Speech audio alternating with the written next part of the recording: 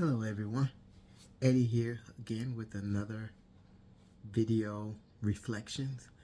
I have so many topics that I want to discuss, so I'm going to be cranking out a few more of these.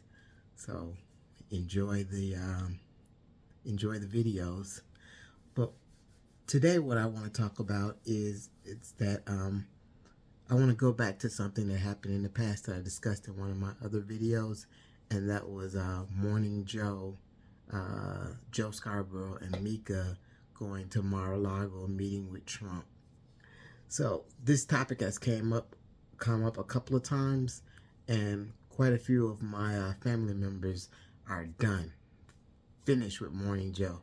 They don't want to have anything else to do. They don't want to watch the show, not interested in it.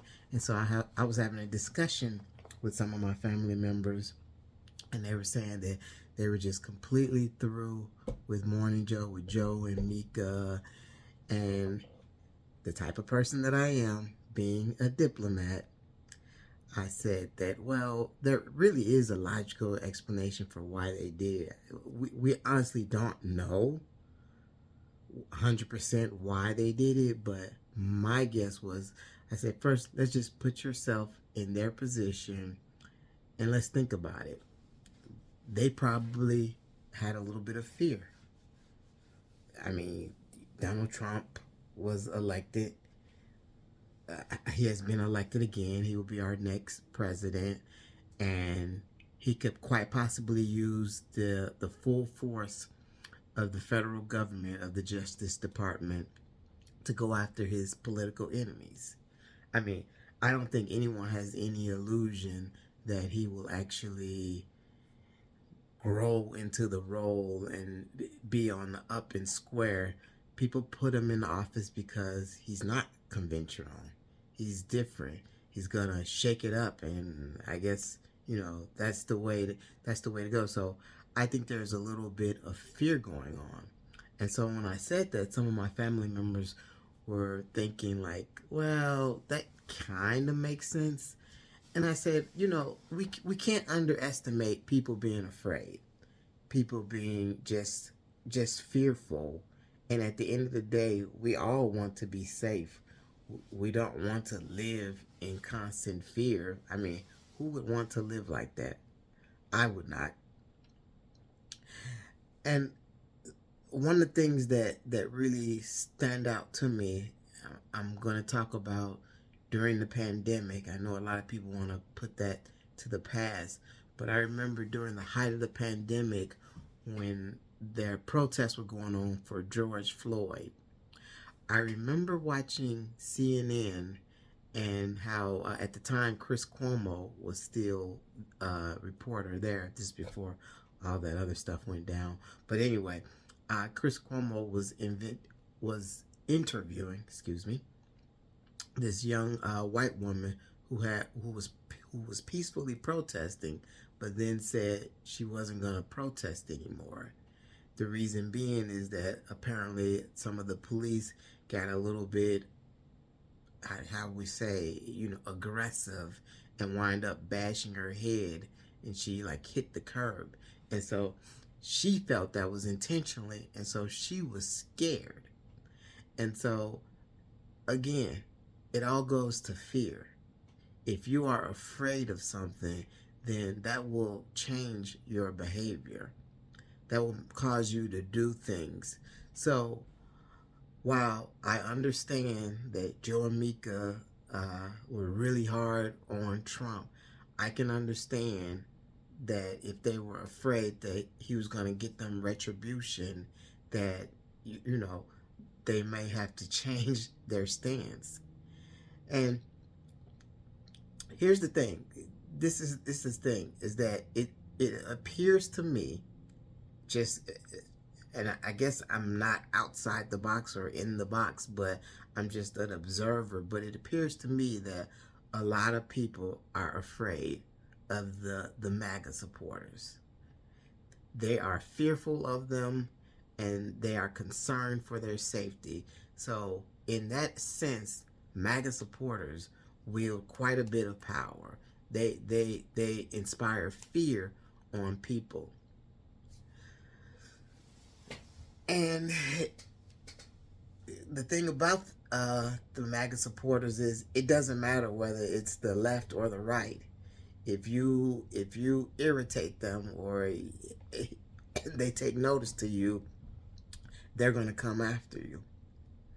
I'm reminded of the time. I don't know how long it was. It was been several years ago, but I remember Lindsey Graham made some type of speech, and that he was upset, and it was going against Trump. And then on his way back home, he got pretty much accosted by MAGA supporters who were grilling him, and it was caught on camera. I'm sure if you do a search, it'll come up, but it was caught on camera. And then Lindsey Graham changed his tune, and I can't even begin to tell you how many news articles or reporting I've seen where people like Mitt Romney and others would say that they would talk to their colleagues, and the colleagues said, "Oh yeah, we agree with you. We should speak out, but aren't you concerned about your family? Don't you care about your children or your grandchildren? Because obviously, apparently, the MAGA supporters are putting fear into people. So what do we do about this, or what should be done about this? And I really don't have many answers, because I'm just thinking through it. It For me, it kind of makes my blood boil, in that if you know me, you know that once I'm just not a person who likes bullies. That actually is a trigger for me, one that I don't even try working on.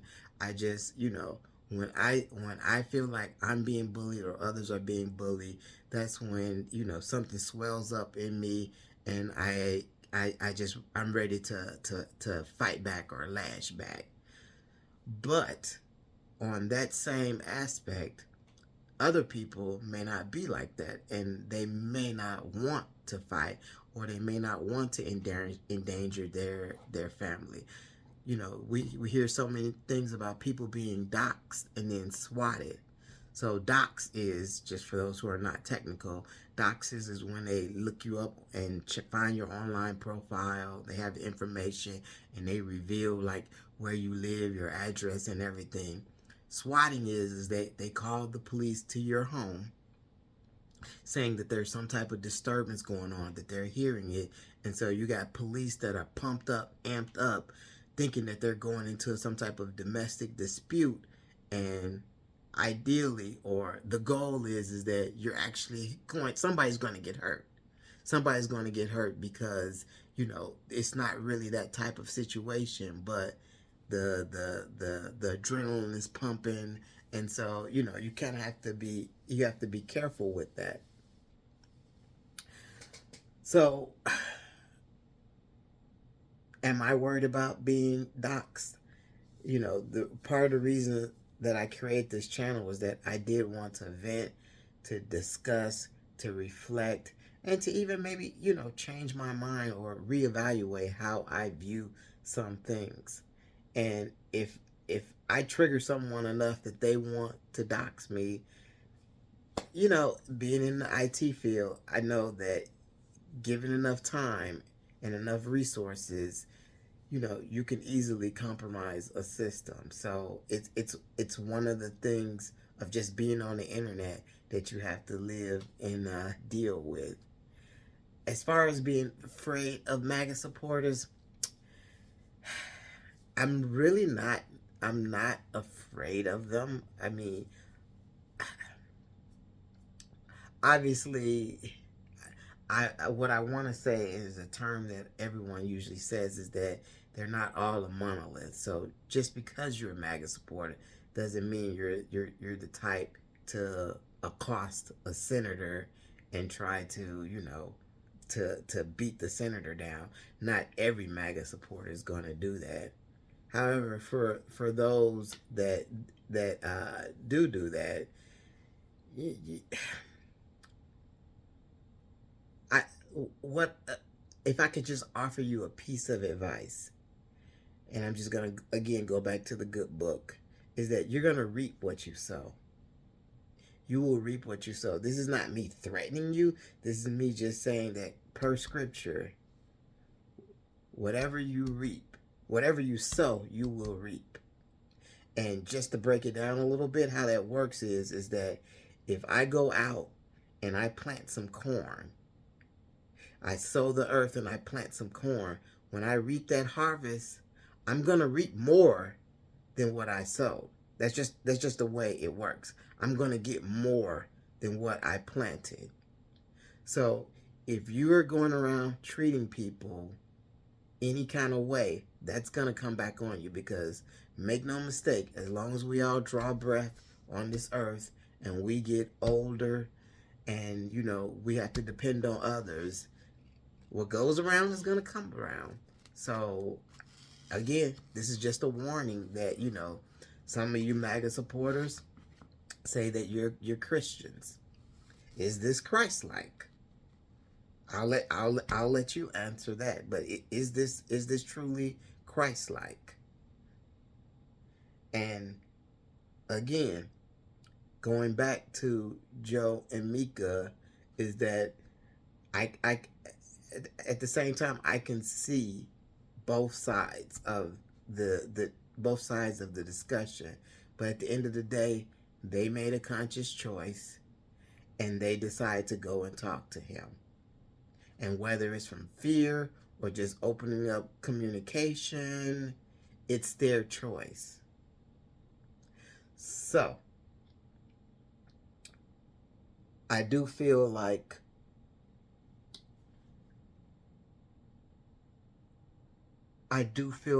people still are, really afraid of MAGA.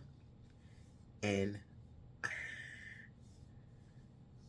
I want to say is that we have to remember, and this is me going back to being a diplomat, is that we're, at the end of the day, we're all neighbors, and we have to kind of mesh and work together, because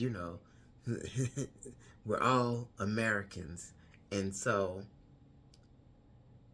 some of these MAGA supporters really do need to rein in the ones that are giving MAGA a bad name. That may be a tall ask, but I'm just saying is that people should not be in fear of someone's political affiliation, because I'm kind of hard pressed as to people on the left who make people on the right fearful. And I just want to go with one more type of example of how I view this. I view kind of like MAGA people as, well, the MAGA people that bully as villains to Batman.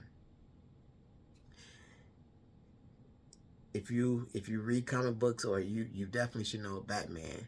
Batman is one of those heroes, no superhuman strength, and he has a rule about not using guns, and he doesn't kill. His enemies, however, they do everything they can to kill him, to just put him in the ground. But the one thing they stipulate is that they do not have to worry about him killing them. So their hands are untied while his hands are tied. He may beat them up, but they know he will not kill him. And so I think we should not have these types of standards where you have the right that's okay with all the violence, or all the crazy stuff, and then you have the left that the right thinks are pushovers or wishy-washy, and the left may sometimes look down upon the right. Both sides should not be doing this, but there is an imbalance between the two sides.